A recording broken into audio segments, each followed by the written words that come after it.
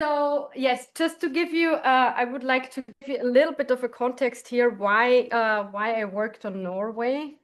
I'm not Norwegian. I'm actually Austrian with an Italian name. But I did my postdoc in Norway, and I worked at the Chinese language department. And the opportunity that Matthew and Christina and Alfred gave me was to actually dive deeper into experiences that I've made at the institutional level.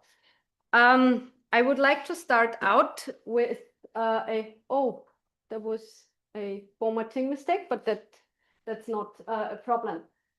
With the statement, it's an official statement, like it's from a government document, and it says, the Norwegian government reiterates its commitment to the One China policy, fully respect China's sovereignty and territorial integrity, attaches high importance to China's core interests and major concerns, will not support actions that undermine them, and will do its best to avoid any future damage to the bilateral relations. This is a statement that was signed by both governments after diplomatic relations were resumed after a 6 years so-called diplomatic freeze between Norway and China. And I would like to ask you, what does this tell you about Taiwan and Norway relations? Any guess?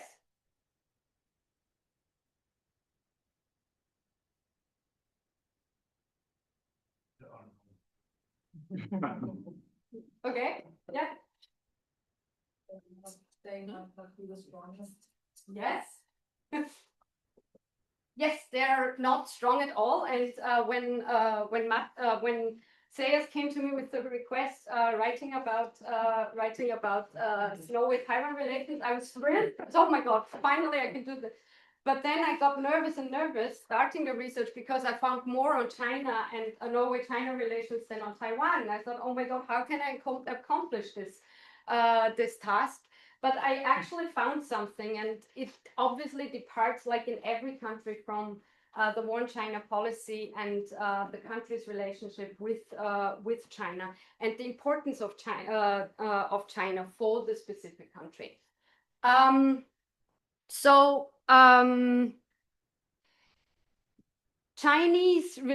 China-Norway relation. China is a priority country for Norway. In many respects, there are agreements. There is a strategic document, especially for internationalization and education. It's a strategic partner. It's the biggest trading partner in Asia. And this is it. And there is nothing on Taiwan. There are no agreements. There is no representation. The Norwegians even categorize Taiwanese citizens coming into the country as Chinese citizens, which makes it very difficult to actually estimate the number of Taiwanese living in Norway.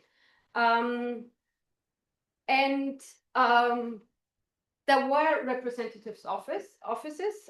In the 1980s, the Taiwanese government opened a representative office in Oslo, but it closed down in 2017, mostly because there are very few relationships, like trade relations, exchange relations, that would have justified putting further more resources into the representative office. The Norwegians set up a trade office in the late 1990s. In the 1990s, together with Denmark. But closed it down in the early 2000s, also for lacking relations, exchange, and so on. So until now, the government, the relationships, or everything that comes from Taiwan to Norway is administered by the Taipei Representative Office in Sweden. Like, for example, the Taipei representative in Austria covers also Slovenia and Croatia. So this is not uncommon, but it hinders actually building relationships, especially in Scandinavia, which is a huge like Norway is a huge country, Sweden is a huge country, and you need a lot of travel budget in order to cover everything in a lot of time. So it does not help building relationships from the Taiwanese side. We have 3 high-level bilateral visits that happened in the last years, and it very much concurs with findings of other studies.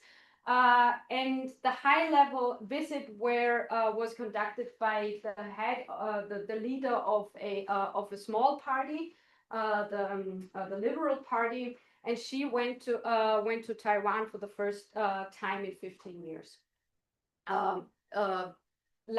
President Lai Ching-te then gave an online address at the party congress. So that's it in bilateral visits. We have though Taiwanese associations over there, like we have the Chamber of Commerce, how they call themselves, so the Association of Taiwanese Entrepreneurs, then we have the Student Association.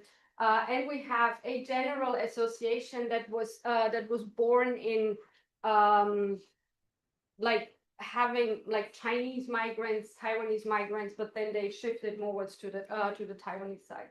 So this is what's there in terms of what's in Norway. But still, Norway is very interesting because of this.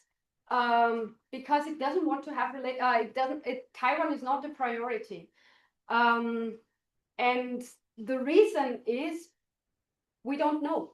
We really don't know what the reason is, but there is also one aspect that makes that makes very much the case also for other countries. There is a bipartisan consensus that that relationships with China take precedence, and it's both big parties. Both the Labour Party and the Conservative parties. Over very long, they changed governments, but they over a very long time, over 2 decades, they agreed on China taking precedence. And all of them say Taiwan is not the priority for us. You can have at the subnational level, like institutions can have their bilateral relations, companies can have their bilateral relations, but we will not have government to government relations. And they do it, but, and here's the but, because observers say that the 2016 and the incidents with Liu Xiaobo was, how to say, formative. It was formative. But the process towards a very, very narrowly defined one China policy that in rhetoric and practice is basically the one China principle started way before. It started in the early 2000s when Taiwan started consistently, when Norway like referred to its relations to China as we do recognize only the People's Republic of China, and therefore we cannot have any other relationships and government to government relationships whatsoever with Taiwan. So that's basically that's what's to say about Norway. But still, Taiwan can do something because there is this small party, the Liberal Party, that pushes for relationships for agreements also with Taiwan, and it very much feeds on public opinion. And public opinion against on China is not favorable, which has also led to a window of opportunity of those people wanting the government or wanting Norway to be to engage more with Norway. So what they do, what Taiwan can actually do is really invest more and more into strategically and also resource-wise into the subnational diplomacy, support the parliamentary friendship groups, build government-to-party relationships, offer more scholarships like project funding schemes in order to entice to build relations. Not at the official level, but at the low level. And my last sentence, and then I finish. And maybe, because remember at the beginning that I said that the relationships, like like the representative office in Sweden now caters to the takes care of relationships with Norway, and it is difficult because of a lack of resources.